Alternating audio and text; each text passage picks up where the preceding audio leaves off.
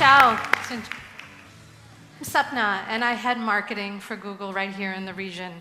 You're probably thinking, what does that mean? Well, I'm a marketer, I'm an advertiser, just like many of you in this room, and I'm focused on getting users to engage with our own Google products. Everything from search to the assistant to hardware. And my day job pushes me to think about many of the same things that you think about on a daily basis. But what's slightly more fun than my day job is I'm a mother to 6-year-old twins, and in my house, we play a game called musical statues. I'm not sure how many of you have ever played this, but basically, you play a song, music comes on, when the music stops, you freeze, whoever moves is out. Anyways, my twins last year started playing a song again and again and again and again. And this song became infectious in our family. But it was a song in a language that neither I could understand nor they could speak. I thought it was fun, despite the fact that I admit I didn't know a single word and I couldn't pronounce any of them. Well, except for one. Despacito, quiero respirar tu cuello despacito, deja que te diga cosas al oído. It was only later as Despacito became the biggest hit of the decade, and perhaps of all time, that I began to think of the factors that made this video's success possible. Last year, it officially became the most viewed video ever on YouTube, with more than 5.4 billion views.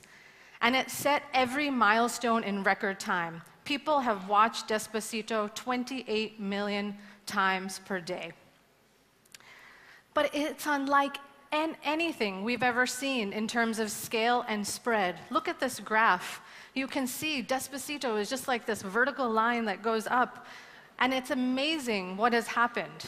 It became the most viewed video of 2017 in 45 countries, including right here in Vietnam. But there's more to this story and the cultural impact that it has had, and it goes beyond it being a super hit. It extends to the power it has had on self-expression globally. Yes, self-expression. Let's take a look. Perhaps you like to watch...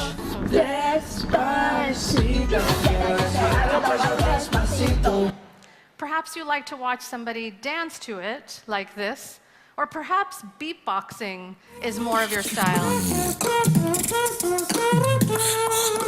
Despacito. Or perhaps for some really strange reason you'd like to listen to it on 2 Japanese calculators.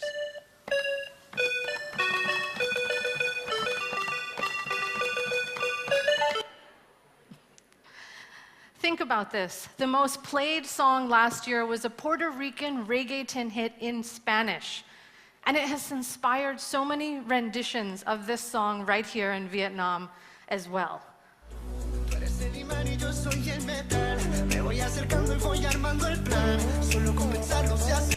From modern group and dance like this to solo performances.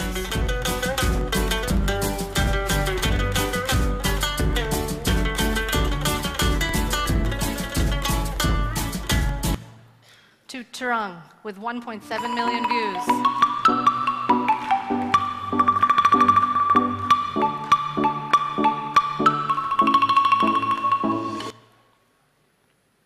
There are so many examples of this, and the cultural phenomenon of Despacito is possible only because of the explosion of video and how viewers around the world expect to be entertained today. And it is not restricted by any geographic boundary, as you can see.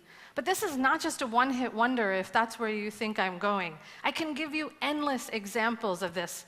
Let's take a look at one more. Baby shark, do-do-do-do-do, baby shark, do-do-do-do-do, baby shark. Mommy shark, do-do. Yes, okay. This started in Indonesia, but it's gone around the world. 1.5 billion people have watched that. And it has been amazing to see how this is then adapted into so many other, again, renditions of the same thing. Right here in Vietnam, we saw an example of a local touch of the Baby Shark Challenge when Shopee did their own rendition of the shark. And this video got at 1.1 million views. So you can see that this is just amazing what we're witnessing in terms of cultural context. Mobile video is exploding. It's unlocking self-expression of multiple generations, where global trends can start from anywhere, and where the unexpected can deliver truly transcendent art. Let's look at one example here. This is Omo Tet. And this is an example of how a brand has tapped into these moments of cultural conversation and deeply engaged with their users. Unilever, they tapped into what mothers were going through around the need to be this Vietnamese supermom. I think we all want to be superwomen. And this video went viral with over 21 million views, tapping into the insight that you don't have to be perfect, that eventful moments can come when there's just joy in your family. And the story challenged traditional perceptions. Again, these are how brands are tapping into what people care about and the cultural expressions that are right here and that are local. And this is just, again, one of the many examples of how users are creating conversations, how there's engagement, how we can engage with our users. But why is it so powerful in shaping culture and shaping mindset? How does video do this? How does YouTube do this? Well, it comes down to one thing, and that is our engaged audience. According to Kantar TNS, we found that 85% of Vietnamese users visit YouTube as their first platform when searching for video content. And we can continue throwing numbers at you all day, and I'm sure that many of us are going to do that. But what I think is more interesting is the why. What we have found is from millennials to parents to working professionals, they all come to YouTube with one thing: intent. Our research shows that people come to YouTube to learn. They learn everything from how to tie a tie to learning more complex things like how to become the next big fashion designer. And in fact, we have seen that 71% of online video viewers are coming to YouTube to watch a video to learn something. And in fact, our users have told us with this hashtag YouTube taught me, we had 331 million impressions last year where people shared everything that they have learned, expressing who they really are and connecting with others just like them. Again, making these connections online with their passions. This is so inspiring. So what does this mean for us as marketers? My topic is the future of intent marketing. Well, let me boil this down. What is important to all of us as marketers at the end of the day is we ask, am I reaching the right consumer? Am I relevant in their moment of need? And am I connecting with them in a way that feels real? Well, wouldn't it be amazing if we could use that intent to connect with our audience in a meaningful way? This is what has made search so powerful for us for so long. And we've been able to take those intent signals from search and make video advertising even more effective. But this goes beyond search. It extends to maps and search and play and a whole host of things where we've been able to use machine learning to anonymously take these intent behavioral signals and make the most advanced audience solutions that are available to you. Many of you have been asking for this for a very long time, and the initial results look incredibly promising. Of all of the advertisers that have used intent-driven ads, we've seen 20% higher ad recall, and we've seen a 50% higher lift in brand awareness, more than demographic targeting alone. This success shows by adding intent signals, we can be confident that we're advancing our agenda and that our ads can be helpful. Yes, our ads can actually be helpful if it's at the right time. I want to share an example of how my team here in Vietnam recently used some of this and experimented with it. We know that Vietnamese, how many of you in the room like soccer and the World Cup? I'm assuming many of you. I've never seen such a big passion from any country. I was in an airport lounge last time I came here, and the lounge was going crazy during the World Cup. So the insight that we had was everybody loves watching football. We know that there's this wall poster that people put up to track what's happening in the tournament as time goes on. And we had a product in search where you actually can find all that information on the fly. And so what we wanted to do was to take that insight and adapt it to our creative. Let's take a look at one of them. Muốn biết lịch thi đấu? Google là có ngay. I love this example because it reflects consumer behavior here. It's about connecting at the right time. Let me tell you about some experiments that we did. What we did was we used a number of things. We used contextual event targeting, we used audience targeting, and we used my favorite, day parting targeting. Let me tell you a little bit about each of them. So contextual event targeting. A bumper ad is served anytime during a match when certain things are happening. So when there was a goal in the game, when there was a red card or an offside, we actually showed different creatives based on what was happening in the game. And why did we do this? Well, because we know that people have the second screen. Many of you right now are watching a couple of screens, I'm sure. And what we could do is engage people with what we were showing if it was contextual. Audience targeting. We were able to target football affinity and enthusiasts. And we saw that when we targeted the football affinity on YouTube, we saw an increase in brand awareness. And my favorite, like I said, day parting.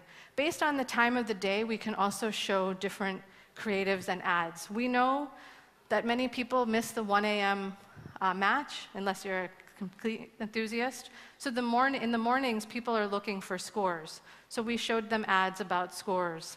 In the afternoon, we know people are looking for the schedule for the rest of the day, so we showed them ads about the schedule for the day. And so forth and so on. Day parting allows you to tell them what they need at that time.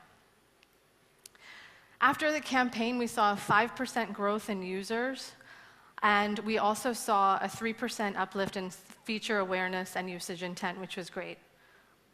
These are some approaches we take to personalize, and we all know that personalizing means we need to create more creative.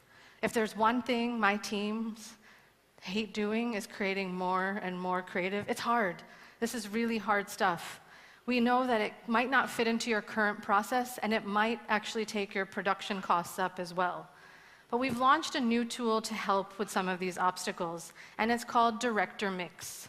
With Director Mix, you or your agency can give us the layered files for your video ads, and then we create hundreds of personalized versions of your story. We can swap in headlines, fonts, audio, different video, and then we serve them based on the intent signals that you've given to us. And this is where machine learning comes in to present the right creative at the right time. A recent campaign of Huawei and the Novo 3E used this, and it showed the power of driving reach and audience interest with many attempts at personalization. What we saw was that they tapped into this insight around trending songs and music. And they knew that there were certain music songs that were just popular at the time that everybody wanted to see. And they actually, you can see from these 3 examples that I'm going to play, the copy and the text changed based on the kind of music that was about to play on YouTube. So if somebody was watching a song about a love crush, well, then you would see copy that would be related to that. And they use this by tapping into that cultural moment. We can take a look at them now.